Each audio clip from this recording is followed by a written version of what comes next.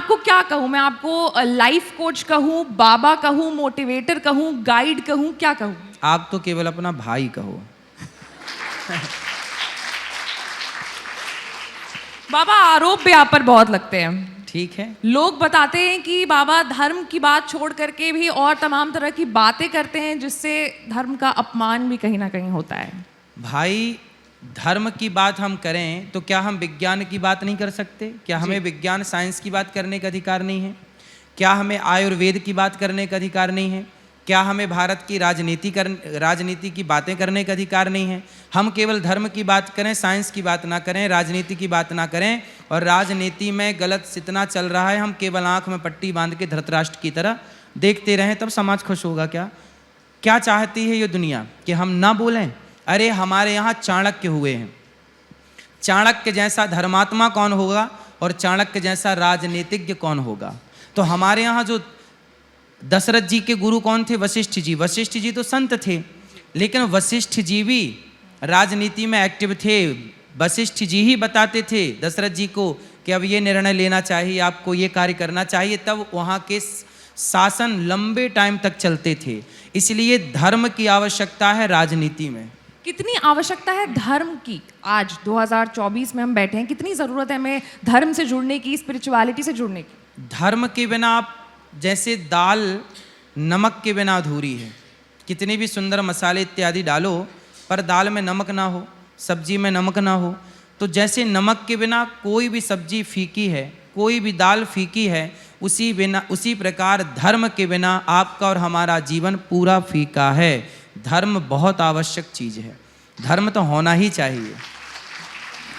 बाबा, अब एक सवाल आई थिंक यहाँ पे जितने लोग बैठे हैं उनके मन में होगा कि आप बातें बहुत अच्छी करते हैं और बहुत सरल भाषा में आप जीवन का ज्ञान दे करके चले जाते हैं। जहाँ तक मैंने आपके बारे में पढ़ा है, जाना है, सुना है, मैंने ये सुना है कि बचपन में आप उतना पढ़ाई कर नहीं पाए थे, कुछ कठिनाइयाँ रही थी, लेकिन फिर आपने ज्ञान की प्राप्ति कहाँ से की?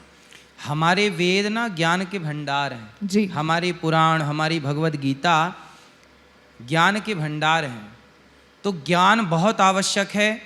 आप ज्ञान उठाना चाहिए। कहाँ से ज्ञान? आज पूरी दुनिया कहाँ से सीख रही है? आप देख लीजिए, दुनिया के हर कोने में वैज्ञानिक साइंटिस्ट वेदों पर रिसर्च कर रहे हैं, और किसी पर कोई रिसर्च नहीं कर रहा। कुरान बाइबल पर कोई रिसर्च नहीं कर रहा, सब वेदों पर रिसर्च कर रहे हैं, क्योंकि वेद ही वो ज्ञान का भंडार है। एक जमाना था जब पूरी दुनिया पढ़ने के लिए भारत आया करती थी। नालंदा में आग क्यों लगवाई? क्यों जलाया गया? क्यों पुस्तकालय जलाया गया? महीनों तक आग पुस्तकों को जलाती रही, क्योंकि भारत का ज्ञान इतना था कि पूरी दुनिया यहाँ सीखने आती थी। फिर हुआ क्या? कुछ जला दिया गया, कुछ चोरी कर ली गई, तो हमें लगा कि अरे ज्ञान उनके पास पहुँच गया। अब देखिए, थोड़ी सी ज्ञान की बात मैं आपको बताऊँ। जी बिल्कुल। 1950 में लगभग पहली सैटेलाइट छोड़ी गई। उसके पहले कोई सैटेलाइट किसी देश के पास नहीं थी। अभी कितना साल हुआ? 1950 बहुत दूरी नहीं है आज के हिसाब से देखा जाए, लेकिन आज के 100 साल पहले, 200 साल पुराना हमारे भारत का पंचांग उठाइए, तो पंचांग में आपको मिल जाएगा कि किस तारीख को कितने बजकर कितने मिनट पर सूर्य ग्रहण पड़ेगा और कितने बजकर कितने मिनट पर चंद्र ग्रहण पड़ेगा। जब सैटेलाइट नहीं थी, माइक्रोस्कोप नहीं था, तब भी हमारे ऋषि मुनि यहाँ बैठ कर के सूर्य और चंद्रमा की गति यहीं से निकाल लेते थे और चंद्र ग्रहण, सूर्य ग्रहण के बारे में बता देते थे। तो ये साइंस नहीं था, बिल्कुल ये विज्ञान नहीं था। हमारे विज्ञान में, हमारे यहाँ सोचिए, कोई कैलकुलेटर नहीं था उस समय पे, नहीं था।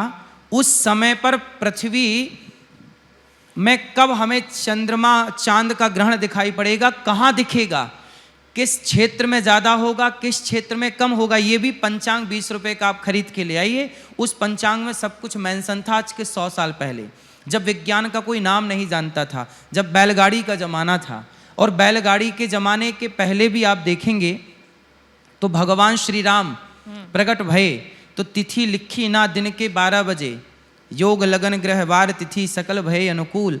तो लिखा है ना कि दिन के 12 बजे। जैसा कि आप जानते हैं कि आर्यभट्ट ने शून्य दिया जी, तो क्या आर्यभट्ट के पहले गिनती 10 के बाद 11 नहीं था, 12 नहीं था? यदि नहीं था तो हमारे यहाँ एकादशी का व्रत तो लोग हजारों सालों से रख रहे हैं। बातें बहुत निराली है आपकी।